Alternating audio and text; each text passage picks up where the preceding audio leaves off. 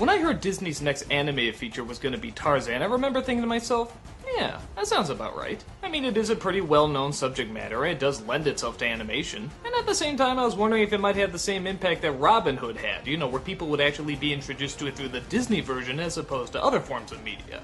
I saw the trailers and got really excited for it, and when it came out, a lot of it exceeded my expectations, while other parts, I thought were kinda mediocre. Okay, well let's jump right in. A family is shipwrecked on an island and they find they have to live on their own. But unfortunately, a cheetah comes and kills the parents, leaving only the baby behind. Coincidentally, the exact same cheetah kills the child of an ape family. And, wouldn't you know it, they happen to bump into each other. So the mother ape decides she wants to look after the child, but the father ape is not quite as positive. So, growing up, the little boy Tarzan has to not only win out his friends, who he seems to be an outcast in front of, but also his father, who seems to want nothing to do with him. Once he grows into a man, he comes across some more people. A hunter named Clayton, a bumbling old professor, and his daughter named Jane. Jane and Tarzan immediately start to hit it off.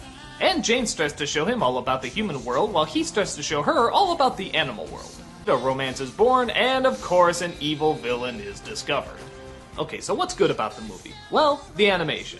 I mean, yeah, look at it. What they can do with Tarzan is unbelievable. Before this, people would just associate him with swinging around on vines, but look at this, he's practically surfing the trees. That's really creative.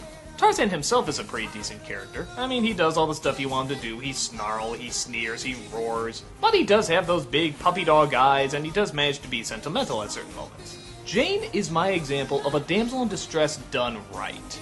I mean, yeah, not every character has to be strong, not every character has to be wielding a sword, but they have to at least be interesting.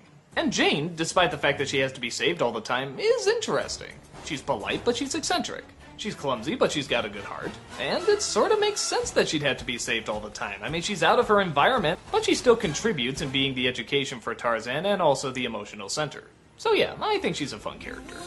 Rosie O'Donnell is an ape, and yeah, I won't say ideal casting, cause let's face it, everybody else already has. And while she is annoying, she's not as annoying as she could have been. Clayton, and I don't think I'm giving anything away here, is obviously the bad guy. He's kinda like Gaston, except minus any of the comedy or charm. He's not very interesting, and his motivation is as boring as the Disney motivations get. It's just greed. It's the Pocahontas villain all over again. The motivation is boring, he's boring, it slows everything down. The rest of the side characters are kinda forgettable, but to be fair, they keep the focus where it should be, on Tarzan. The songs are by Phil Collins. Wait, what? Phil Collins? What does he have to do with Disney, or Jungles, or anything like that? Well, okay, maybe he'll write some good songs for the characters to sing. Oh, no, they're not singing at all. He's just singing the songs. Right the out of nowhere. Every time he starts singing, I expect all the animals to start looking around saying, what the is that? Sometimes the orchestrations around the songs can be nice, but the actual songs themselves, they don't do a thing for me at all. I guess he sort of sings about what's going on, but kind of in the same way that, hey, this can be played on the radio as well. It's all too vague. If the song's not totally invested in what it's singing about, then why should we? But I think my main issue with the movie is the conflict that Tarzan is going through. Which, don't get me wrong, it is there, and it is addressed. And they do take time out of the movie to look at it. But I just wish they took more time. I was kind of thinking to myself, wow, Disney animation and the turmoil of Tarzan, what they can do with this. Half man, half animal. I mean, there's so many different variations you can do with animation. I guess I was sort of thinking of something along the lines of Hellfire, like visually showing the turmoil that the person is going through, as well as in musical form. You know, as opposed to Phil Collins singing, Tarzan's here, Oh, wait, no, not Tarzan, because that'd be too specific. I'm feeling something that this character's feeling too, Phil Collins. But instead, it's sort of fighting for room with the comic relief and the villain and again the Phil Collins songs, and I don't know, I guess I just wanted much more of that to be the focus. Even the romance between Tarzan and Jane could have been explored a little bit more. I mean, I guess it works alright, but again, it feels like they're trying to squeeze in too much that's not totally needed.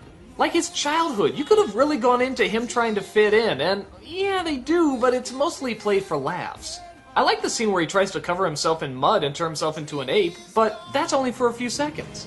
And the same thing when he meets Jane for the first time. He takes off her glove, touches a human hand for the first time, and it's a nice scene. But again, it's only a few seconds. I guess I wanted more of his internal struggle to take up the majority of the film, but then again, it is Disney.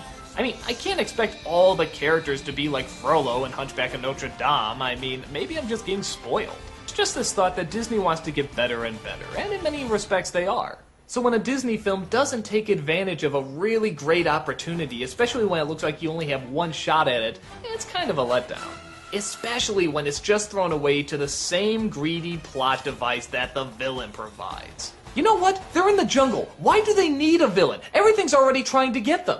In fact, why didn't they make the cheetah the villain? He's the one that killed a kid, a pair of parents. Why couldn't they make that like a Shere Khan type villain? That would have been so much more interesting. But again, I'm probably trying to see it for what I want it to be as opposed to what it is. For what it is, it's good. The animation has some great moments. I do like our two main characters. And there is actually time set aside for character development, just not as much as I would like. On the whole, Tarzan is a good flick to check out. So the next time you see it on DVD, give it a rent. You'll probably enjoy it.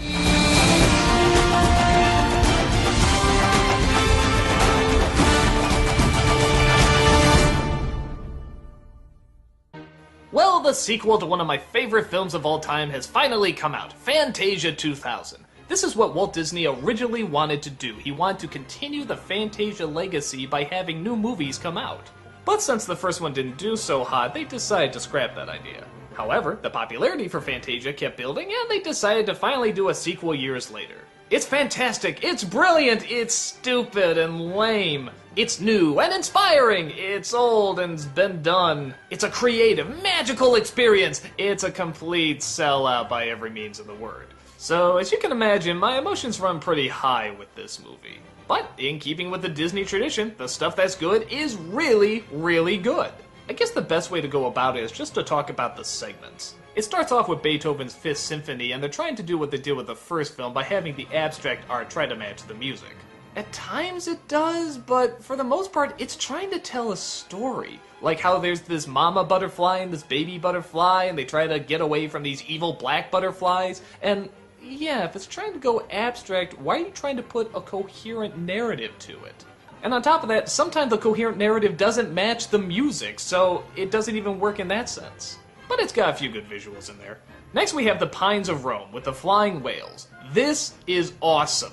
The CG makes the size and weight of the whales just look gigantic. It matches the music perfectly, and on top of that, it just builds and builds at the end. In fact, this probably would have been better as the last one, but, you know, what can you do? The story of the Tin Soldier is okay, though like most Disney films, they change the ending around. It matches the music and manages to be a cute little fairy tale. Rhapsody in Blue is a new take, not only in music, but in style, too. They take sort of an Al Hirschfeld style to the whole thing, and yeah, it works really well. It matches the music nice, and it's good to see Disney try something new, especially with Fantasia. The flamingo with a yo-yo... yeah, just say that out loud. There's a flamingo with a yo-yo that's the focus of one of the musical segments in a Fantasia movie. Well, you can guess my problem. It's cute, but really, you could see that on Tiny Toons or something. It doesn't seem like Fantasia related. They replay The Sorcerer's Apprentice, that's always fun. And then we get Donald's Ark, which again, is funny and cute, but let's face it, every time you hear that music, you're gonna think of graduation, and it's kinda distracting.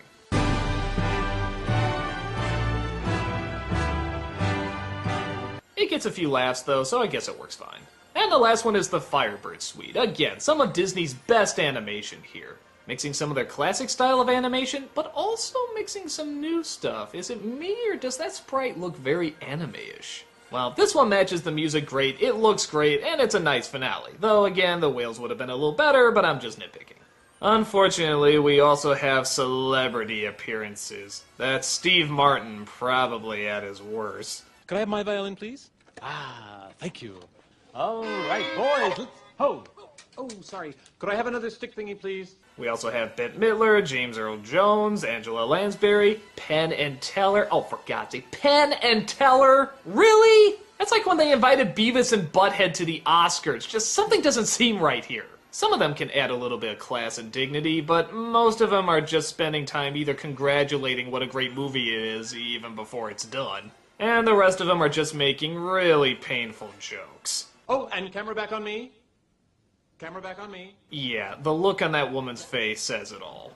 The original Fantasia had a dignity to it, like they were gonna treat the audience seriously, like, hey, this was for adults, we're not gonna talk down to you. This is some of the greatest music ever written. We worked really hard on this, and we're gonna treat it that way. Here, it's Steve Martin. Could I have another stick thingy, please? So, on the whole, Fantasia 2000 is pretty hit and miss. But to be honest, the only major miss would probably be the celebrities. I can't think of any musical segments where I was just like, wow, that was awful. I mean, even the ones that aren't very good are just not very good by Fantasia standards. But they're still fine on their own.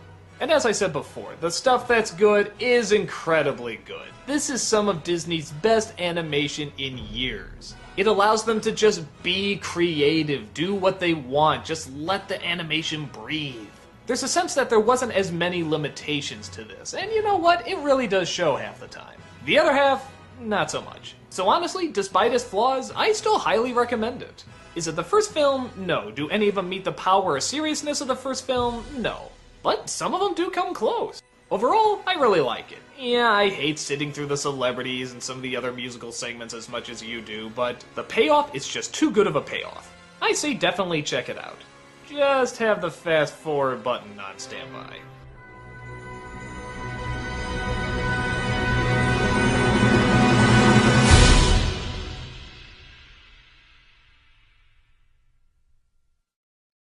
When I saw the previews for The Emperor's New Groove, I just said, okay, I'm done. No more Disney, they have clearly given up.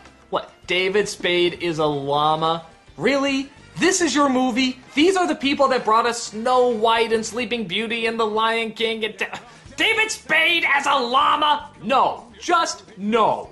But after years and years of everybody telling me, you gotta see The Emperor's New Groove, you gotta see The Emperor's New Groove, I finally broke down and I put it on.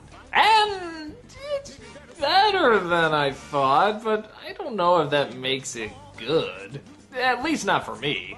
Well, okay, let's talk about it. David Spade plays an emperor that's totally full of himself and a complete jerk. So an evil sorceress and her bumbling sidekick try to put him out of his misery and take control of the crowd. But they accidentally slip him a potion that turns him into a llama instead of killing him, and, well, they try to kill him anyway. But the sidekick messes up and accidentally lets him get away. So the llama comes across a peasant played by John Goodman. As you'd imagine, they don't get along, they backstab one another, and yeah, it's pretty much a buddy-buddy comedy. Do I even need to say what's gonna happen in the end? They're gonna go on their road trip, they're gonna become friends, they're gonna figure out something about one another, and of course they're gonna defeat the bad guys. I guess what people really like about this movie is all the adult humor and fourth wall jokes. And I guess a good chunk of the time they do work. I mean, I can't think of any jokes where I was just smacking my head saying, oh god, really? They said that? But I can also think of many jokes where I didn't laugh that hard. It's probably no secret I'm not a big fan of David Spade, and yeah, I'd be lying if I said I liked him a lot here, but much like Rosie O'Donnell and Tarzan, he's not that annoying. John Goodman is John Goodman. Yeah, just sort of his typical nice guy, you know, it works, but I've seen it before. The side characters, I guess, are just the people they come across on their journeys, and I don't remember too many of them, but again, I don't remember any of them being super annoying. Honestly, I just don't want to see Disney do a buddy-buddy road trip movie. I mean, it's Disney! I'm expecting great big grand things, or if they are going to do a comedy, a great big grand comedy. If you want to see a buddy-buddy road trip movie from them, that's fine, but when I hear Disney, I think grand animation, I think the best of the best. Not... David Spade as a llama. So really, I think everything in this movie is just kind of okay. With the exception of one element. The villains. Eartha Kitt and Patrick Warburton are friggin' hilarious. They make this movie. Every scene with them makes me laugh and makes me laugh hard. It's such a peculiar team up, but you know what? It really works. The voices, the expressions, and especially the animation on them are just wonderful. In fact, that's something that I should bring up. The animation in this, as far as comedy goes, is really, really good. The timing's really fast and the line work is really good, so I will give the film credit for that. But like I said, the only thing that really stands out for me are the villains. In fact, I really wish the movie was just about the two of them. But as is, it's just your typical buddy-buddy road trip movie, like I said. And if you're looking for a Disney version of that, I guess you'll like this fine. But it doesn't do much for me. Like I said, not as bad as I thought, but just nothing spectacular for me.